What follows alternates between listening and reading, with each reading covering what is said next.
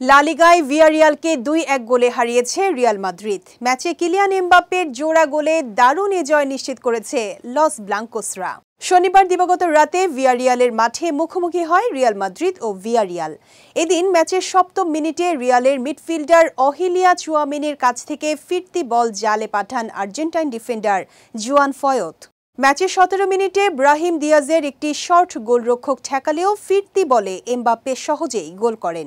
এর কিছুক্ষণ পরই নিজের দ্বিতীয় গোলটি করেন তিনি। লুকাস ভাস্কেজের ক্রস থেকে নিখুঁত ফিনিশিংয়ে বল জালে পাঠিয়ে দলকে এগিয়ে নেন এমবাপ্পে।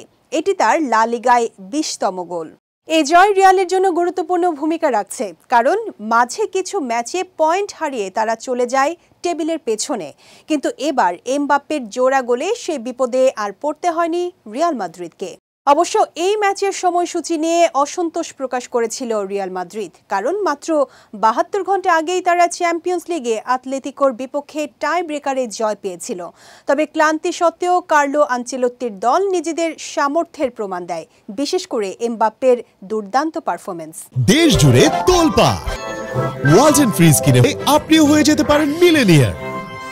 এই জয়ে লস ব্লাঙ্কোসরা চিরপ্রতিদ্বন্দ্বী বার্সেলোনার চেয়ে ৩ পয়েন্ট এগিয়ে গিয়েছে। তবে কার্লো আনচেলত্তির দল ২টি বেশি ম্যাচ খেলেছে, ফলে ২৮ ম্যাচে ১৮ জয় ও ৬ ড্রয়ে ৬০ পয়েন্ট নিয়ে শীর্ষে উঠেছে রিয়াল মাদ্রিদ। ২ ম্যাচ কম খেলা বার্সেলোনা ৩ পয়েন্ট পিছিয়ে এখন দ্বিতীয় স্থানে।